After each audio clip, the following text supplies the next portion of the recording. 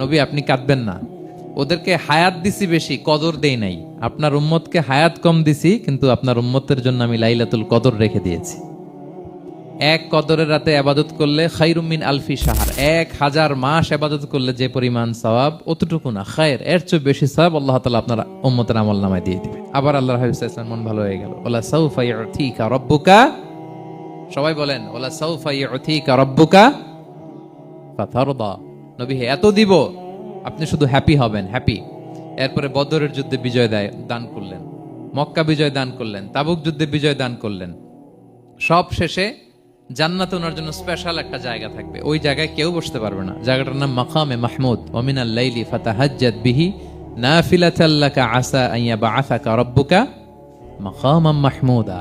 এই মাকামে মাহমুদের সিংহাসনে আল্লাহর হাবিব সাল্লাল্লাহু আলাইহি ওয়াসাল্লাম বসবেন, ওনার জন্য স্পেশাল, খাস, কেউ এখানে বসতে পারবে না। তার মানে হ্যাপি শুধু দুনিয়াতেই করবে না আল্লাহ তাআলা, আল্লাহর হাবিবকে আখিরাতেও করবে। আল্লাহর হাবিব সাল্লাল্লাহু আলাইহি ওয়াসাল্লামকে কাউসার দেয়া হবে, ইন্না আতাইনা কাল কাউসার। হে নবী আপনাকে কাউসার দিয়েছি, এমন হাউজে কাউসার, যে হাউজে কাউসারের সামনে পান পেয়ালা, যেটা দিয়ে পানি নিয়ে আপনি উম্মতকে খাওয়াবেন, এটার সংখ্যা আকাশের তারা যত বেশি তার চেয়েও বেশি। হাউজে কাউসারের পানি এটা দুধের চেয়েও সাদা, বরফের চেয়েও ঠান্ডা, মধুর চেয়েও মিষ্টি।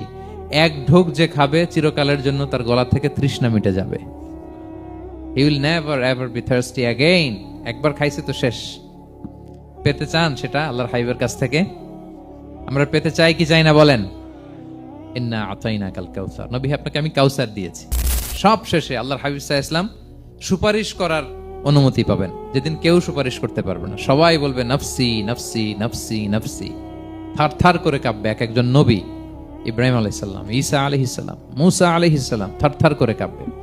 আর আল্লাহর হাবিব সাল্লাল্লাহু আলাইহি ওয়াসাল্লাম ওই মাকামে মাহমুদে সিংহাসন ফেলে দিয়ে সেজদায় শুধু কাঁদতে থাকবে, আর সেজদার মধ্যে বলবে উম্মতি উম্মতি উম্মতি উম্মতি। হে আল্লাহ আপনি আমার গুনাহগার উম্মতকে বাঁচান, আল্লাহ আপনি আমার গুনাহগার উম্মতকে বাঁচান, আল্লাহ আপনি আমার গুনাহগার উম্মতকে বাঁচান। আল্লাহ তাআলা এটা সহ্য করতে না পেরে জিবরাইল আলাইহিস সালামকে বলবেন যে ওয়াসআলহু মা ইউবকিক, জিবরাইল যাও জিজ্ঞেস করো তো আমার বন্ধু এত কাঁদে কেন, কি চায় জিজ্ঞেস করো। তো আল্লাহর হাবিব সাল্লাল্লাহু আলাইহি ওয়াসাল্লাম বলবেন আল্লাহুম্মা উম্মতি উম্মতি, আল্লাহ আমার উম্মতকে বাঁচান, আমার গুনাহগার উম্মতকে বাঁচান। আল্লাহ তাআলা এবার জিবরাইল মারফত বলবেন যে ইযহাব ইলা মুহাম্মদ সাল্লাল্লাহু আলাইহি ওয়াসাল্লাম, যাও মুহাম্মদের কাছে যাও, ওয়াকুল লাহু, তাকে বলো দুনিয়াতে যেমনি কখনো কষ্ট পেতে দেই নাই, বারবার তাকে হ্যাপি করেছি, খুশি করেছি। ওয়া ইন্না সানুরদিকা ফি উম্মাতিকা ওয়ালা নাসুউক, আজকের এই কঠিন দিনেও আমার হাবিবকে আমি কষ্ট দিব না, তার উম্মতের ব্যাপারেও তাকে আমি খুশি করে দেব, তার গুনাহগার উম্মতের ব্যাপারেও আজকে মুহাম্মদ সাল্লাল্লাহু আলাইহি ওয়াসাল্লামকে আমি খুশি করে দেব। আল্লাহর হাবিব